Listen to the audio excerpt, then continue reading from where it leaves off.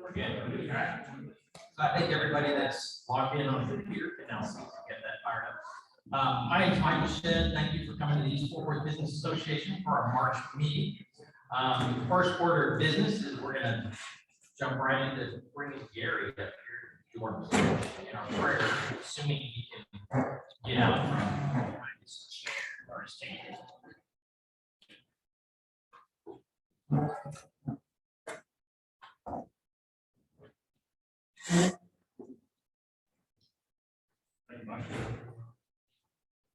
You will bow for prayer, please.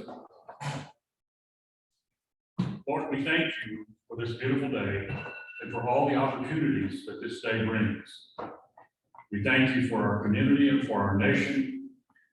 Please help both as we try to be better in the decisions we make and the actions we take, that we may extend your blessings to all of your kingdom.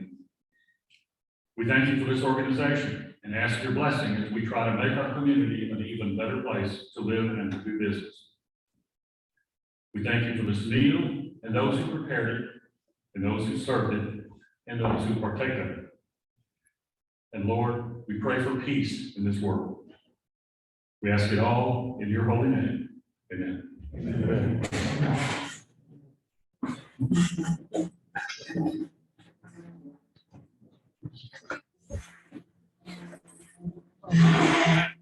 And that's on into place.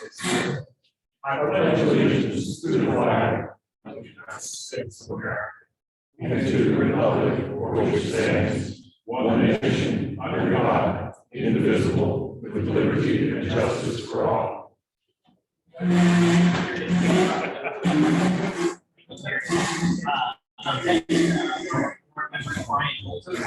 Announcements and introduce some of our guests here today and our new member. I think we have some new members.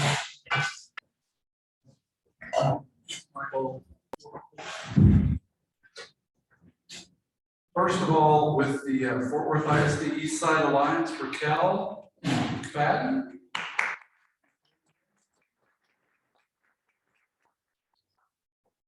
With Northern Crane Realty, I think we have 3 guests. What did you get right here? Sorry. Ashley McDonald. All right.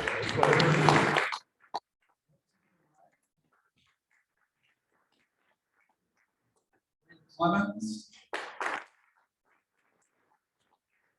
Will, I guess you didn't fill one out. There's Will Northern. Yeah. And then I know because I sat next to her, there's Marita with Texas Tropics as a new member, right? All right. Brent Clemens, Yes, sir. right there. Yes. Are you a new member too? Did you just join? No, he was Will. Okay. And James Hook with DKW Real Estate, new member, right? Are there any other new members here who didn't fill out a form or Mary Lou. Mary Lou? With United Real Estate. United Real Estate? Great. Thanks for being here. Any other? And I don't actually have any announcements. Are there any impromptu announcements that we want to make? No? We're good? Okay, my work here is done.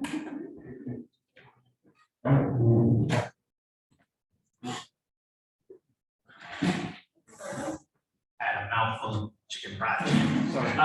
Don, I think you're up next to do the introduction of our. I'm sorry. Oh, that's right. David Salgado, our vice president. I'm used to Don doing it, but. We're switching it up a little. All right. Yeah. So it's my pleasure today to introduce our speaker. He goes by Whatever you want. B-Dog. B-Doc. He was named Chief Executive Officer of Fort Worth Chamber of Commerce in August 20.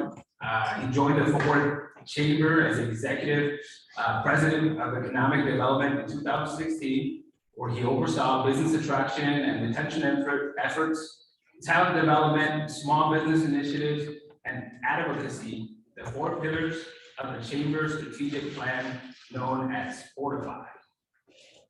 He grew up in Houston, and the Plano, Addison area, and holds a BA from Stanford University and an MBA from the University of Southampton near London, where he was a Rotary Ambassador Scholar. Avid cyclist and Boston Marathon qualifier. Brandom and his wife Allison have 2 sons, Tyler and William. Looking forward to hear Brandom, and please help me welcome Brandom.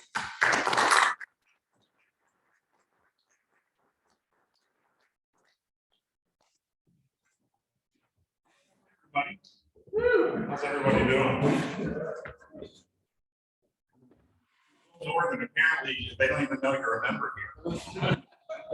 Introducing you as a guest and you got a name tag. How many people do we have online? About 4 or 5. So Okay. there you go. Say hi. Maybe I should just get on my knees and do the presentation.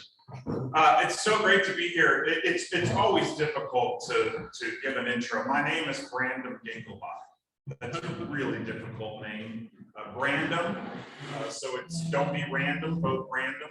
That was freshman class president, I won. So it's a good. What's that? Open throwing Brandom. Okay, open throwing Brandom. I like that. That's another one. So Brandom is my grandmother's maiden name. So if you go to Missouri, you'll see a lot of people with the last name Brandom. So my dad's middle name is Brandom and my first name is Brandom. And Gengelbach is just a nice, solid German name. So we were joking at the table, it's just a lot. So some people call me B-Dog. And I moved here from Tennessee and they couldn't pronounce it. So they just called me G-Bach. So I will respond to anything. So how much time do we have, Gary? 25 minutes. Okay, perfect. So I've got a 3-hour lecture I'd like to roll out on the history of German. Anyway, so what I'll do is just outline a little bit about the Fort Worth Chamber, who we are, what we do. I can talk a little bit about Fort Worth and where we are as a community, and can answer questions and interact and just make this fun, easygoing opportunity for all of us to learn more and get to know each other and have a good time. So I moved here from Nashville. Mom and dad live in Plano, Texas, and now that I've got 2 little boys, we wanted to be a little bit closer to somebody's mama, as my wife likes to say. So moved here in 2016 to head up economic development. And I'll explain what economic development is for those that don't know. But I took the job, and it's important to know why I took the job, because it starts to tell the Fort Worth story. So I took the job for 3 reasons. Number 1, right, mom and dad down the road, beautiful. Number 2 is, as an economic developer, your role is to grow and develop the economy. And you want to be in a community that is easy to sell, in a community that is on the rise. It makes your job a whole lot easier. I've done this in other communities. I've been in the rural parts of Tennessee. I've been in Indianapolis. I've been in Australia doing this gig. And it is much more challenging to do my job in, I don't know, Leeds, Alabama, or somewhere in Kentucky or Cincinnati. No disrespect to all those wonderful places, they're great.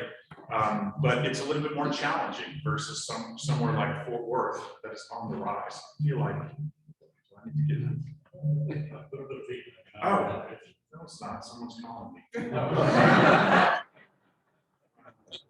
Oh, that's me again. Yeah, Gary called me earlier. He just wanted to make sure, I'm not to be travel challenged, and he had the phone to his ear and he was on FaceTime. Gary, I enjoy your ear canal, but actually okay. So that's number 1. I took the role because it's a really good community to sell. The other reason I took it is the fact that there is very little political drama in Fort Worth. Now, for a lot of you in the circles that we all run in, sometimes it may not seem like that. But I can assure you, Portland, Oregon is a fantastic city. But from a political standpoint, they can't, it's complete gridlock. Yesterday, I was with the top 8 metropolitan chambers in Texas. We're called the Metro 8.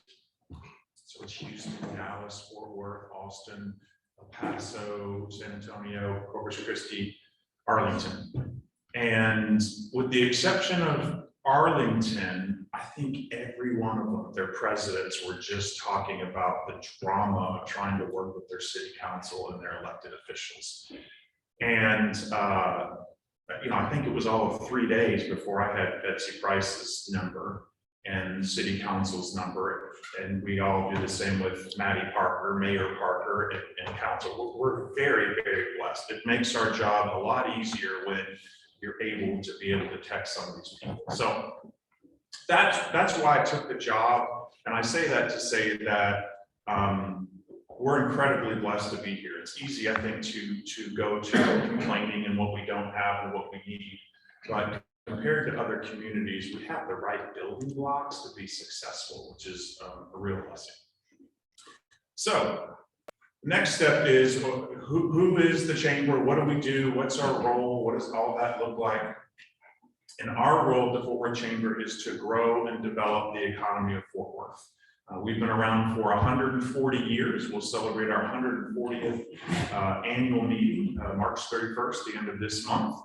And growing and developing the economy over 140 years looks awfully different. Back in the day, growing the economy meant roads and sidewalks. Today, it looks a lot different. There are 3 ways that we as the chamber grow and develop the economy. And there's sort of 3 words that we use to help make it real simple for people to understand. We grow the economy by developing, attracting, and cultivating. So develop, attract, and cultivate. Develop is develop local business, working with local business. So that's y'all. That's the most important part here. We are a membership organization.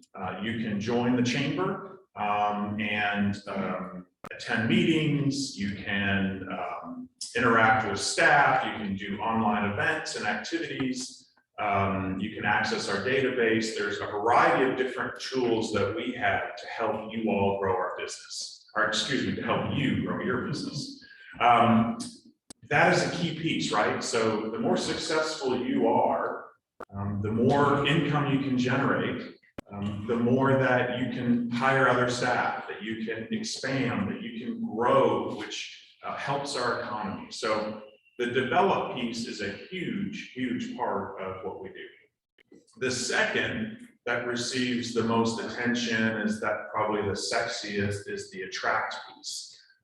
We are unique in the sense that there are several what I would call business development organizations in Fort Worth.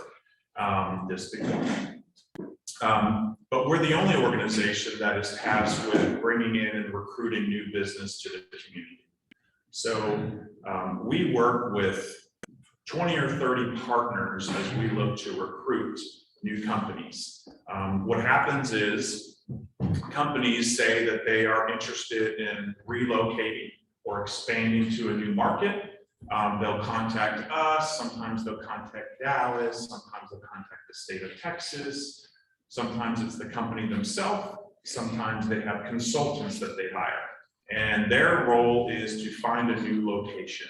So a perfect example of a project that was that we didn't win, unfortunately, that you probably read about, was this company called Rivian that is making these electric vehicles. So Rivian is the classic example where with them it was they're staffed directly, and they have a project name because you don't want to know who they are. They don't want you to know who they are. They don't want their competitors to know that they're sniffing around.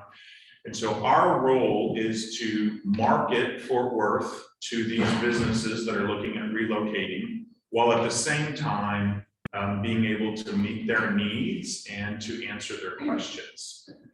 So it's a fine line between showing the best parts of Fort Worth, but also being open and honest about the real estate, the workforce, and those types of things. For the attraction piece, we get huge RFPs, they call them requests for proposals. And they want to know everything, like how many people have a electrical engineering degree within 10 miles of this property that we're looking at Walsh. And then they want to talk about incentives, and they want to talk about education. And so our role, you know, we're not the experts. We know a little bit to be dangerous, but our role really is to bring people together. So for this Rivian deal, I think we had a team of about 16, because part of the property was in Aledo, Parker County, and then part was in Fort Worth. So we had 2 different counties. We had Encore, who was doing the electric work. We had Atmos doing the gas. We had the city of Fort Worth and their utility departments, water and sewer. We have the city of Fort Worth and their economic development folks. So our job is to really coordinate and be able to be a one-stop shop, one contact for these businesses that are looking at coming to the area. We are incredibly blessed to be in Fort Worth and to be in Texas, because the pipeline of companies that are looking at coming here is really, really long. Most of the time, we spend about 90% of our time on the attract side, just sort of answering the door when people start knocking, which is all the time.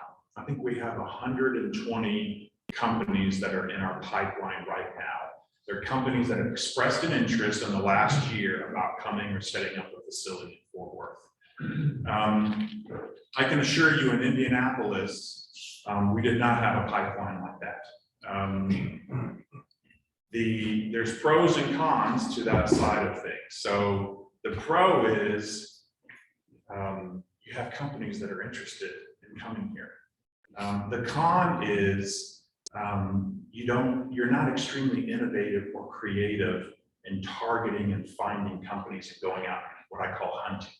We're mainly farmers, not hunters, because it's hard to have the bandwidth. When you go to Des Moines, Iowa, or Kansas City, they are creative, innovative, and hungry, because no one, and I don't mean no one, I want to be very sensitive. Not everyone is raising their hand saying, we want to go to Kansas City because their airport is so amazing, right? They have to be much more creative about how they attract people. So for us, it's a little bit easier, but the bad news is we don't have a whole lot of time to figure out who we want.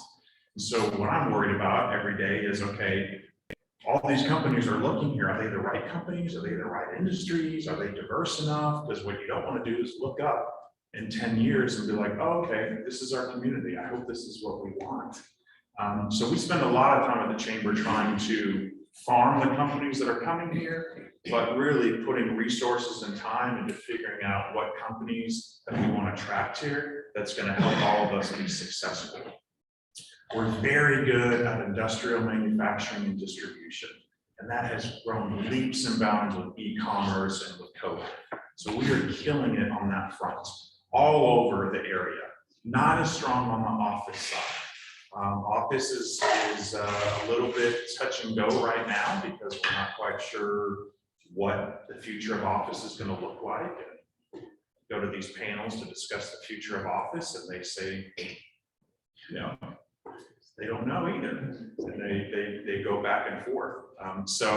But the office piece is an important part for us that we're putting some strategic thought, because so many of our members, so many of the local businesses here need to be able to have more customers and more clients. And the corporate office jobs provide a big way for our accountants, attorneys, architects, those types of positions. So that's a little bit about the attract bucket.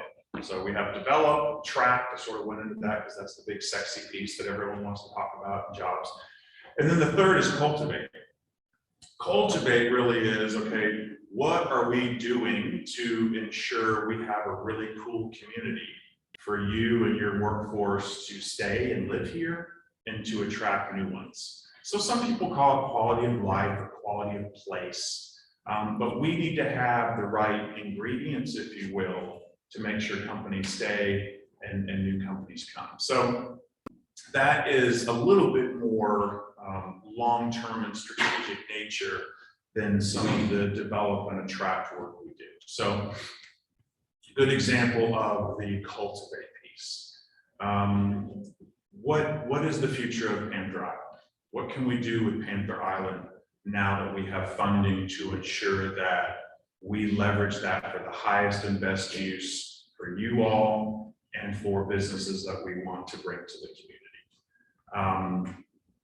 What are we doing outside of just Sundance Square and 35 blocks of downtown that are open, that are owned by one family? That's wonderful, but the south area of downtown, other areas are not quite as developed. I think there's an opportunity to bring a little bit more vibrancy to the core. You've got the city that is moving into a new city hall, at the Pier 1 building.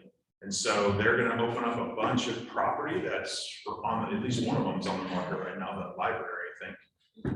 And there's opportunities from that standpoint. So education, workforce, that's another cultivate issue, right? What are we going to do to be able to ensure that companies stay here and that we attract new ones? So that's a little bit about the cultivate piece. How am I going? Is it okay? Am I boring anybody? Raise your hand. Gary, you're bored. It's okay. It's okay. Only slightly. What I wanted to stress is that you talked about cooperation between the chamber and the city. And I don't think I've ever seen you two in such lockstep in terms of economic development.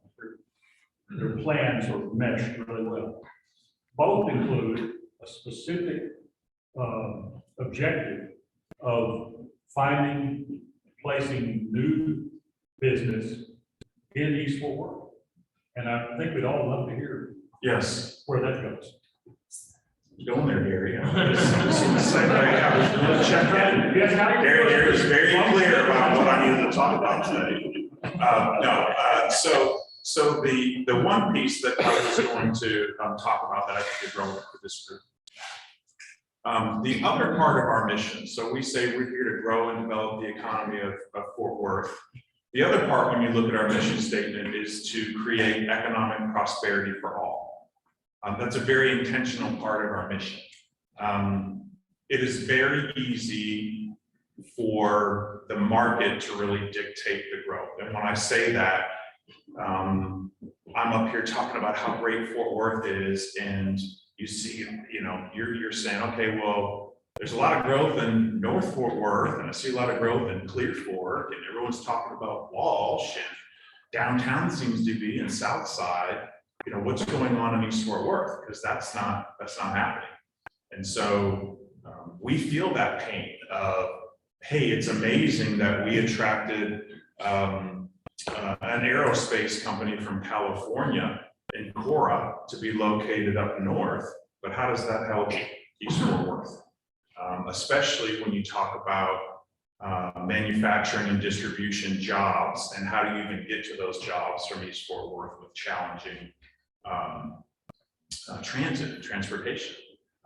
So we looked at ourselves and say, okay, what is our role in create economic prosperity for all? How can we add value to that? And so for us, our core and what we're good at is marketing Fort Worth for job creation and job opportunities. So where we are in the process is working with a couple of different agencies that you all know and love here in East Fort Worth, identifying a list of properties in East Fort Worth that we can actually market. For us, we're not the community development folks that come in, the city's doing all sorts of work on that front. But for us, at the very least, we need to be out promoting sites in this area where companies could come, right? I don't have to tell y'all how strategic of a location this is with I-30 and I-35 and being close to the east side of the Metroplex and 45 and all of that stuff. The challenge is, when I came here a few years ago, it was like, we got this and this, and we need to be pushing east. Like, that's great, but who owns this? And what is it zoned? And are they willing to sell it? And how do the neighbors feel about it? It's like you just, there has to be a deeper conversation on that. And of course, Will knows all the answers. I heard you're speaking next after me, so can't wait to hear on all that. But that's what we are doing, is to say, okay, let's identify. And it's a sensitive conversation. So we're meeting on March, I think it's 9th next week, with East Fort Worth and Southeast Fort Worth and a bunch of movers and shakers from the community here to have a discussion. They have a database of some properties, but it's a situation where some are not even on the market. And so we have to have some conversations about that, and who goes and talks to the owner. It's certainly not me, it's someone from the neighborhood. So that's a big piece for us, because if we can have some property to actually put on an RFP and be able to show, I have no doubt we can bring jobs to the area. And that's something that's easy for us to do. I say easy, it's in our wheelhouse. We just need the property. So that's what we're doing on that front, which Gary was alluding to. The other piece that I wanted to bring up that I think is important is the partnership that we have, not only with the city, but the other two chambers, the Hispanic Chamber and the Metropolitan Black Chamber. We have an MOU that the three of us have signed together. And I think we've recognized the importance of us being one and being unified and being able to help grow and develop the economy of Fort Worth. I want to say this in a very sensitive way. The segregation that exists, not only in Fort Worth, but in the business community, is quite a shock for me moving here from Nashville. You've got, the Hispanic community here and the African American, and I'm sorry, I'm not trying to be disrespectful, but there's just not as much of that I've seen in other communities. And so it's been a real blessing that we have a new leader, Michelle Green Ford, with the Metropolitan Black Chamber, who just started. We have Annette Landeros, and she's new, that started within the last few years, and myself. And I think we've all recognized this opportunity of being able to come together and being able to have the business community come together. It's amazing to me that the board members of these different organizations don't know each other. Like, we're all sort of operating in this environment, and how much more blessed would we be if we can come together. So for us, this MOU is an important deal. The three of us, we put on we did, I think, 2 mayoral debates, the 3 chambers did, where we brought together candidates that were running for mayor to be able to put that on. We hosted a reception with the new city council. The 3 of us did. And so our boards get together once a year for an event. So they get to know each other. So there's some real intentionality on that front. The other thing that's relevant is we are starting a diversity, equity, and inclusion consortium. And they meet on March 22nd. And that's with the other 2 chambers, as well as DEI leaders in the Fort Worth sort of western half of the Metroplex.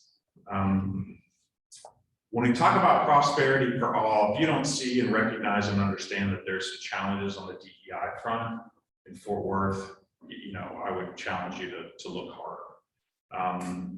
There's some issues on that front that we as the chambers are committed to solving. Not only is it the right thing to do, it's amazing for business. When companies do look at a community, they want to see that diversity. They want to be able to know that their employees are going to find people that look like them and talk like them and like to take the same type of foods or whatever that may be, especially when you look at the tech sector. And to be honest with you, the diversity within the business community is not as strong as it could be, which is another reason why we're coming together to say, okay, how can the 3 of us partner, and how can we learn from these DEI corporate leaders to create greater diversity in the workforce of Fort Worth, which is going to only allow us to excel and go above and beyond. Yes, sir. Every parent knows how important it is that kids are in school frequently and often. The record vote of the Fort Worth ISD to have classroom shut down was worse than any other school district in Tarrant County. Is the chamber going to get involved in finding some of those replacements with people that shut down the schools? Finding replacements, what do you mean? There was a majority, I believe Toby Jackson was on the correct side of wanting to keep the schools open, but a majority of that board shut the schools down more than any other district in the county. And I think every parent knows how important it is that schools and classrooms are open. We need a change of some of those people that voted to keep the schools closed. Yeah, the education piece is a big piece of the economic development pie. For us, our role traditionally has been about leveraging connections between the students and the teachers and the employers. I think that's been a big piece for us, is recognizing that so many employers talk about having workforce needs or wanting the students graduating from school to have certain skill set.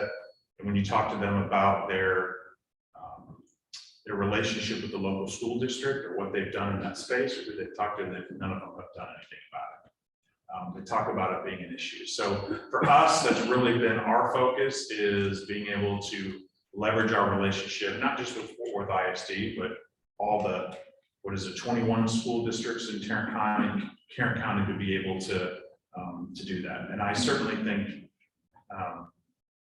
there's, as you all well know, there's all sorts of transitions and things going on in Fort Worth ISD and in the Dallas side. You're standing up, so we're good. Let's move on. Yeah, no, Yes, yes, okay. you know, we have Will Northern following you, so. I Of just wanna course. kinda- I get so I don't want you passionate. to go anywhere, but I No. want to hold questions. until Will is after. much better. Much better. Good question. Great, come on up. I read an article about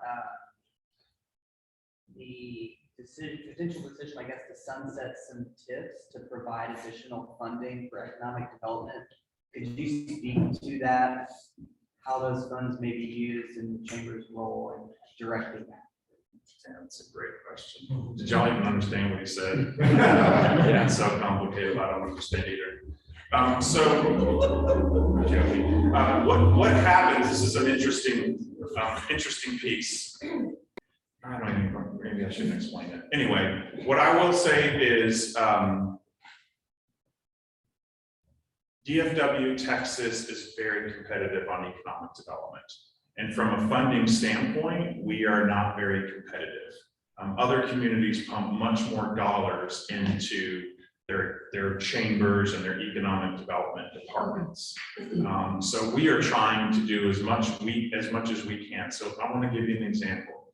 Our budget is $4.5 million a year. And the Dallas Chambers is 9. Oklahoma City's is 18 million. Phoenix is 12. We have a little slide that we show the businesses. Like, this is sort of a big deal. Like, you have to compete. Frisco gets 40 million a year for economic development, is what we're competing against. And that's another conversation about the structure of the way it works. But basically, there's communities that use sales tax dollars and in some cases property tax dollars to help fund economic development. So the city has recognized the need to be competitive. And so there are some tax increment financing districts, and that's just way too confusing to get into. He can explain that when he talks. But the city is going to have more funding to be able to use towards economic development. I think this much of that will go towards some of these corporate conversations, which I think is an important piece. The large volume is going to be, okay, how can we leverage dollars to be able to help local businesses here in Fort Worth and to help communities like East Fort Worth? Right now, they've just not been able to do it. They don't have money in the general fund. They have essentially tax dollars that have been going into the south side, tax dollars that have been going into downtown, because 20 years ago, those were dilapidated areas. And so all these tax dollars have been going to this area. That's essentially what the TIF means. Well, now that these areas are doing well, we can take those tax dollars back, put it in the general fund. And so that means our property tax is going to be reduced over the next few years because these funds will be available. And then the rest they're going to put in an economic development account. to be able to do some of these cultivate things that I was talking about earlier, some of the develop local business things. So I hope that answers the question. Y'all are the greatest. Fort Worth is the greatest. If you have any questions, we are so blessed to be here. And we're working hard to help East Fort Worth to create economic prosperity for all. So I'm happy to answer any questions. Thank you so much for having me. Y'all are the greatest. Thank you.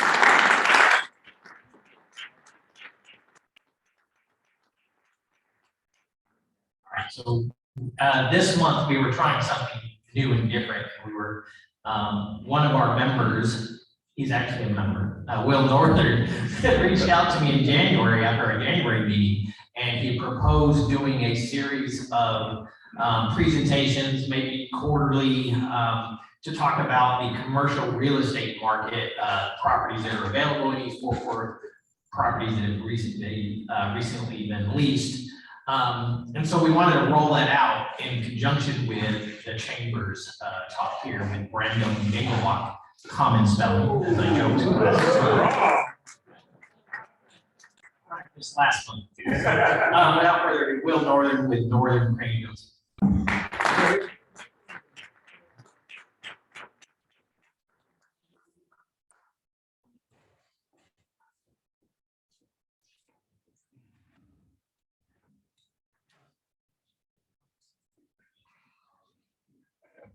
All right, thank you for the introduction, and thank you everyone for the opportunity to speak. Brandon, awesome job as always. Appreciate it, love hearing what you have to say and what's coming out of the chamber. So, as Michael said, my name is Will Northern with Northern Crane Realty, real estate broker here in Fort Worth, and I'm joined with some team members of mine, Brent Clemens, Lexington Wright, who will be coming up in a little bit, and Ashley McDonald. We've got a little presentation that we had for you here. So yeah, really the impetus of this was asking ourselves, how can we help? And we have a lot of data about commercial real estate. And so we thought that it might be helpful to impart some of that information to the East Fort Worth Business Association to kind of give you all information about what is happening in your neck of the woods, and really hopefully serve as kind of an education, a resource, and give everyone a working knowledge of where the commercial real estate sector sits, both today, share some trends that are happening. And so we put together a presentation that we can kind of add to and highlight different sectors each quarter as we present. And so I'll briefly kind of run through some higher level metrics. Advancing to the next slide, please. First, we had to determine what our boundary lines were. So in talking with the board, we kind of settled on this general geographic area that we're a part of here. And so all of the data that you're going to see and the listings that we share are going to be highlighted within these boundary lines. The data that we're sharing with you comes from a subscription that we have through CoStar, which is the nation's largest commercial real estate database. They're a research company, and so they have a lot of analysts that are gathering information from the real estate brokerage community, appraisers, tenants, landlords, you name it. They're actively reaching out and aggregating this information. Real estate brokers use CoStar to input data and also to market properties to other real estate agents and end users. So whatever data is input into the CoStar database is what we're showing you. So don't blame us for CoStar. Just kidding. So at any rate, advancing to the next slide. So whenever we present, we're going to start with this summary of sorts right here. KPIs or key performance indicators. And so we're going to hone in on this. This is an aggregate of all commercial real estate within the market area that Shape outlined previously. So this is going to include property types that include multifamily, retail, office, industrial, flex, student housing, multifamily land, religious, and I think that's all of them. So this is an aggregate of all of that. within the boundary line. So I'll kind of run through what some of these mean, and then we'll get into some graphs and gonna try and keep it kind of higher level. And then we thought it would be neat to highlight a property or two that's on the market, and in the future, maybe highlight a significant sale that may have recently happened, just to kind of narrow down and pinpoint on some interest. This month, we're gonna be focusing on industrial and on land. Before we get to those two, if you go back to the previous slide. There we go. Okay, so across the top from left to right, there are 28 million square feet of inventory of commercial real estate in the market area. Currently, there's 218,000 square feet under construction, and that is down. It's hard to see it from here, but it looks like that is down from last period. Another important component of this are these metrics are based off of 1 calendar year. So the date that we pull this 1 year back is how this data reads. 12-month inventory or 12-month net absorption is 440,000 square feet. That's fantastic. That means that of leases signed, there were 440,000 square feet over the last year. And the little green box next to it means that exceeded the last year's metrics, so it improved, which is a good thing. The vacancy rate is very low, 5.8%. Market rental rates, this is an aggregate, of all property types. So it really means more when you hone in on a specific property type, but in the aggregate, close to $10 per square foot. Market sales price $118 per square foot, and a market cap rate of 5.9%. That's pretty low, that's compressed. So there's a lot of demand, a lot of money seeking deals, and that because there's low inventory right now, that compresses the market rate, which is a way of measuring return on investment. And then there's some metrics below that. We can share this report and to anyone that wants it, and then we can dive deeper as well if anyone has any specific requests. But I want to be sensitive to everyone's time, so we'll keep tracking. Okay, so this slide, you're going to see these again.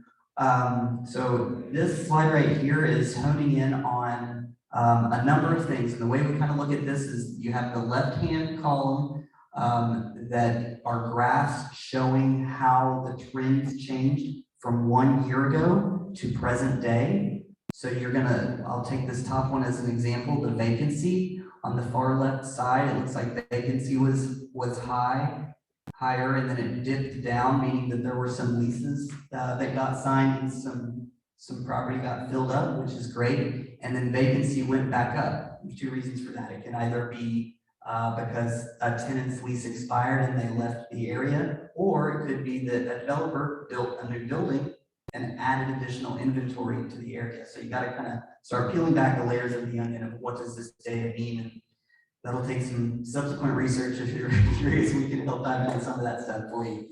The graphs on the right-hand side show the max, the min, and the average of the data set for that particular metric. So taking vacancy as the example, looks like it's about 5% vacancy on the low side and about 5.8 on the high side. So within that year's worth of activity, that was the min and the max. Cruising through this quickly, so I want to pass the mic off. We've got on the second row, 12-month net absorption. So that is kind of pacing how quickly and how much space is being leased up each quarter. You'll notice there's roughly 4 or 5 bars on those bar charts. That represents 1 quarter of activity. So net absorption was kind of slow, and then it sped up. Then we've got 12-month net deliverables. So that means new inventory hitting the scene. Then you've got average market rent growth. So went up. Market rental rate per square foot. So the rates went up, which is kind of a trend we're seeing. It's getting more expensive in general to lease as inventory is low. There's so many businesses moving here, investors moving here, etc.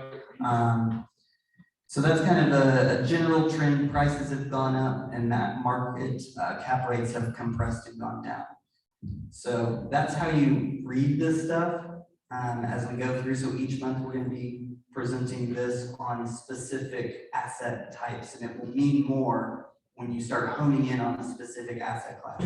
So moving to the next slide, we're going to focus on industrial, and I'm going to pass the mic over to Mr. Brent Clemens.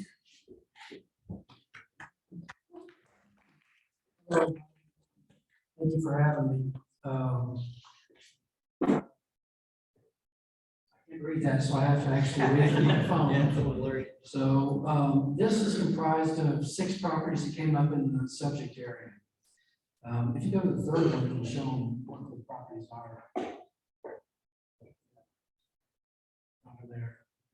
And the numbers for the inventory and square footage is 17.8 million, which is up 2%. We don't have anything under construction during the time frame we put in.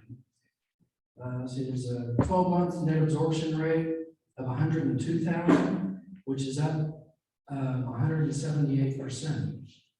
The vacancy rate was down only 2%. The market rent per square foot was up 7.17%. The market sale price per square foot was $90, and it was up 19%. And the cap rate was just slightly down to 5.8%. I'm not going to spend as much time on the charts like Will did, because I want to get to the properties, because I know we're short on time. But on the second slide, go on up. Yeah, what's there? Where did you say those properties are? What part? Well, if we go back to the map, we actually have a better map of its outline where it is. It's where you'll see on Fort Worth here, the black. That's actually 2 maps. This is unfortunately a really bad slide. So it's right there, and there's one right there near Richland Hills, which is the Dogwood Park.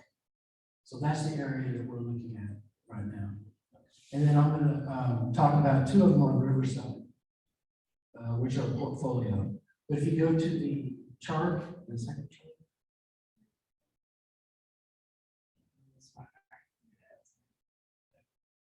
There you go. The next, yeah. Our vacancy, and this is on a year average. The vacancy was way up, but it's leveled off. The net absorption per square foot has also leveled off. Let's see, 12-month deliveries per square foot has gone way up. In the last quarter, the average rent growth was a steady incline and then just slightly dipped a little bit. And the market rent per square foot is still at a steady incline, and the market sale price per square foot is at an incline. And the cap rate went down, not a lot, like Will said. And then the 12-month sales volume has gone down.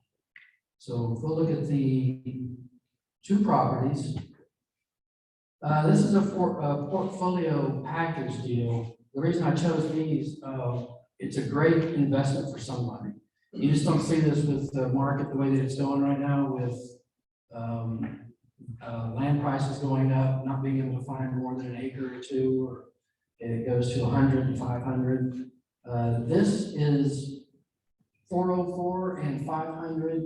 That'll be the next one. It's a great there. Riverside Drive. And let me do my notes. So they're offering both properties. 404 Riverside is almost 60,000 square feet, and it sits on 3.13 acres. They're wanting $4.85 million for the 2 properties, which is $65 a square foot. Their asking rent for it is $395 triple net, which could be $237,000 a year. The land per square foot is 136,343, and it's zone light industrial. Let's see. There was only 3,787 square feet of office space, so most of it is warehouse. There's also an additional 8,375 square feet that's covered, that's actually not counted in the rentable square footage. There are mixed clear heights throughout this building, which has been there since '88. And it went through renovation of 2021. So they've added on. It's really hard to tell by these pictures, and I apologize. It's underneath the 59,793 is the building that we're looking at. And it's all the white that you see. So there's several additions on those, but yet they actually are combined inside. So they still have walls up, which is corrugated walls, and some there's cinder block walls and others, but they can easily be manipulated and moved. Let's see, they do have the mixed clear heights, which are 16 to 23 feet. Let's see. There is a heavy duty girder overhead crane, and I don't know how many, but there's a lot of heavy grade industrial grade racks that are left there as well. They're not out, but they've been disassembled and they're stacked, but they're part of the sale as well. There are numerous grade level entries with one dock high door. So there's lots of accesses to them, and it has pretty good parking. And then if we go to 500 Riverside, that's a smaller building, which is only almost 15,000 square feet, and it's leased until April of 24. And they're actually getting $695 triple net for that, with an increase of 3% annually. So that's $103,374 a year that you're getting from these people as well. So they have a 19-foot clear height with 2 grade level doors, and there's a common driveway which you really can't see over here. Actually, it's right on top of the blue tarps over there. So it's in the lease because 404 will be on this side. It's in the lease so that that's common. Anybody can come in, you can unload and load trucks. So, and access all the doors. So if you need to know more about it, please let me know, and it's been a pleasure being here.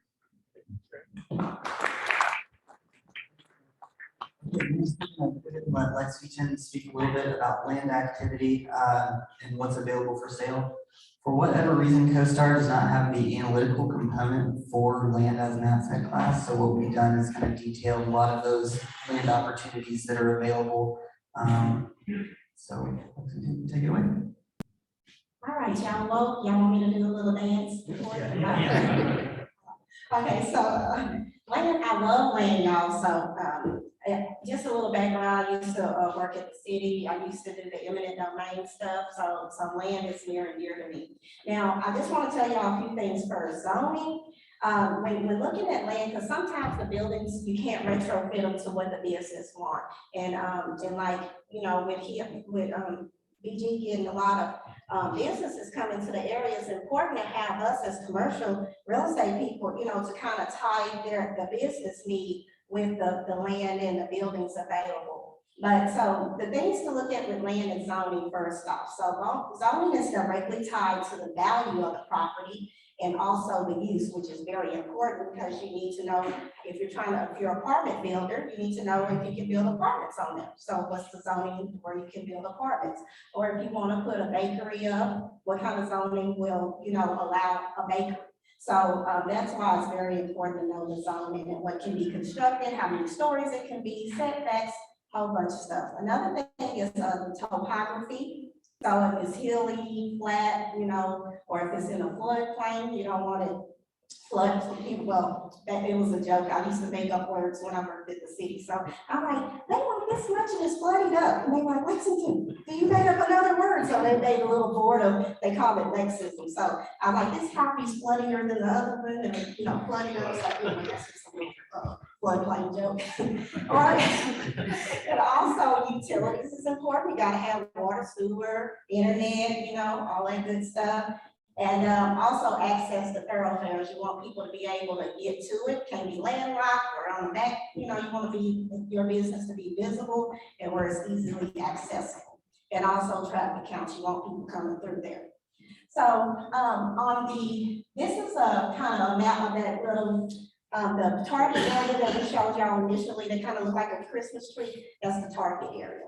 So these are available land in that target area, and we're gonna look at some that I pulled out. So the first one is 1500 Cooks Lane.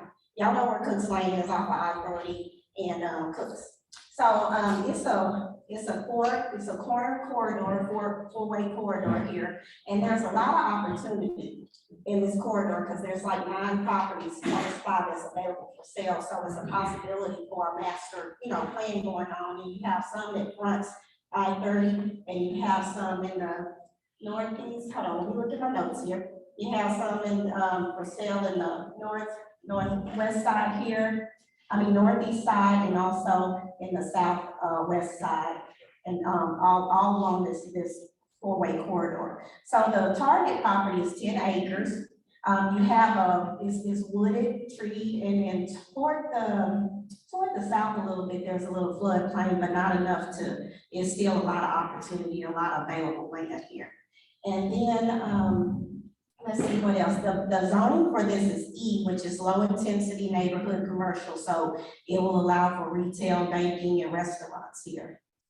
And the second property that was chosen is 4909 East Lancaster Avenue.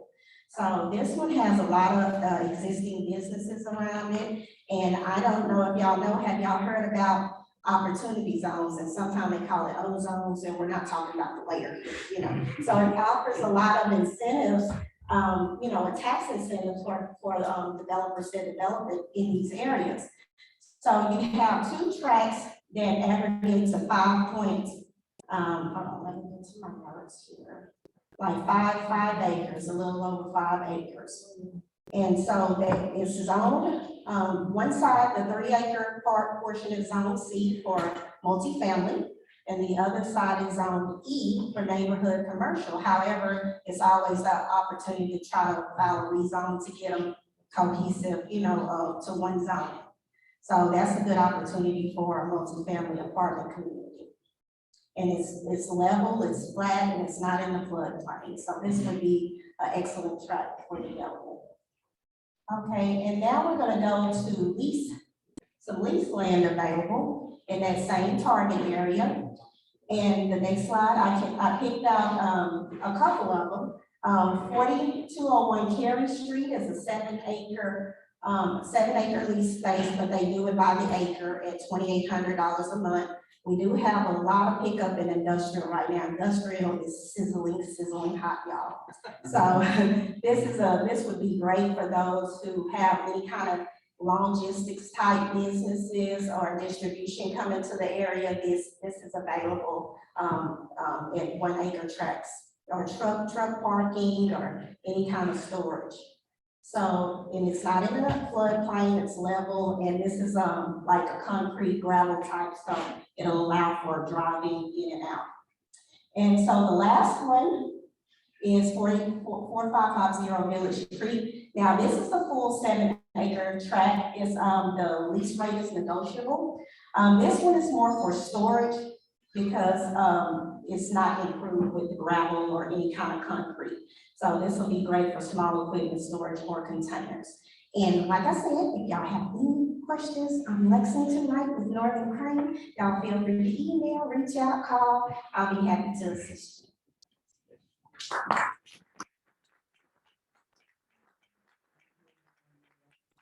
Lexington said, we have a lot of data to share, and it becomes all the more relevant. It makes a lot more sense as you start honing down on a specific property type and geographic area. If there's anything else you want to see in this in the future, just let us know. We can you know, amend and modify the presentation, but we really appreciate the opportunity. Thank you so much.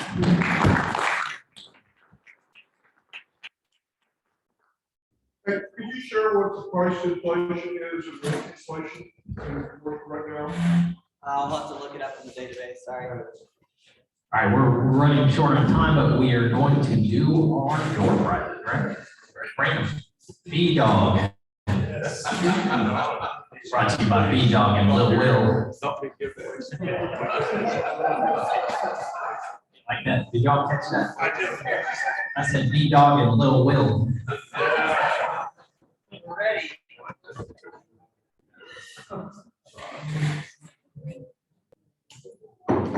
Read what numbers are. Well, last three. First of all, let me take it. We have two $25 gift cards for our wonderful partner, the Mexican Inn. The first one, 373. 373. Last three numbers. All right. Right.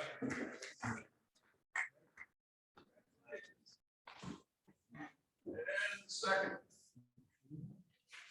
$25 gift card from Mexican Inn. 353. 353. Yeah. All right. Yeah. Well, you don't have to pay down there anyway.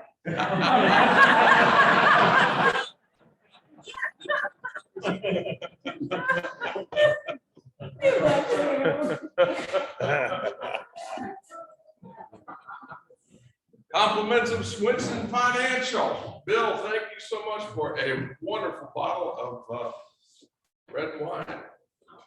Come on down, 352 for your bottle of wine. All right.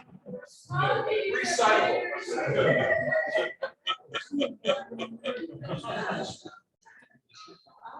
Come on down, 367 for your bottle of wine. All right. Congratulations.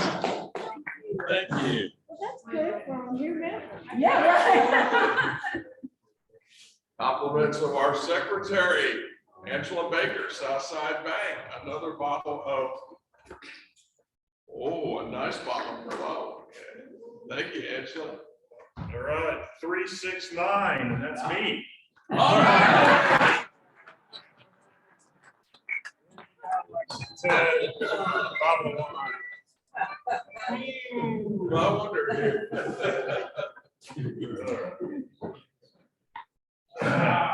Have any hint of Mr. Gallant has graciously donated an 80-pound cutting board.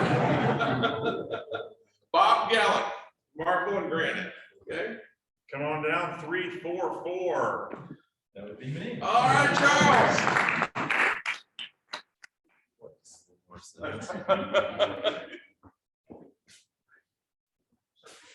Now, Wanda, my wonderful partner, has put together two wonderful arrangements. The first flower arrangement. 348, come get your flowers. All right.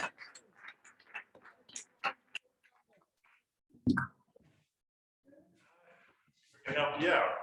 The Northern Grand Triple here.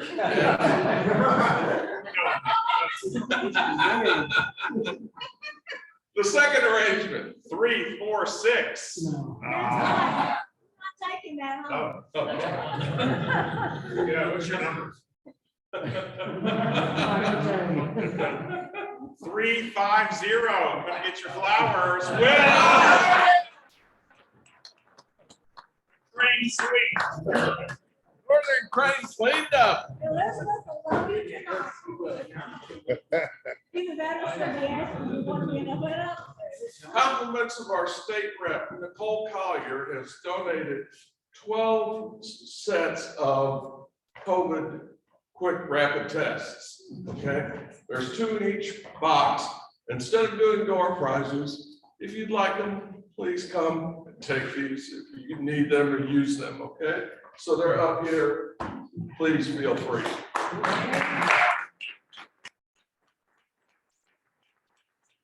Compliments of our state rep, Nicole Collier.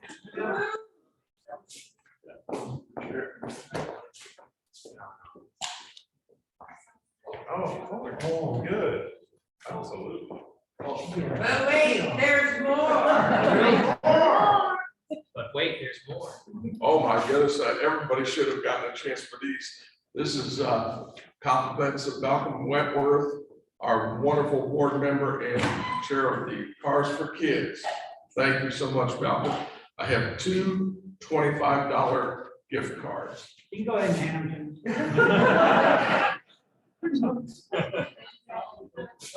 And the first one, 347. That's you. That's you. All right.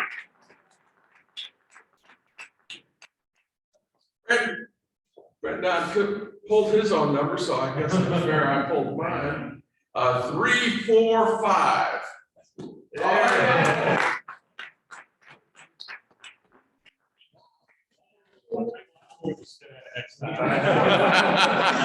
Lucky table right here. All right, I know we're over our time limit just a little bit, called out all you out in the internet world. Thank you for staying with us. We'll make sure this is available online later. It's recorded. I know some of our members already asked for that.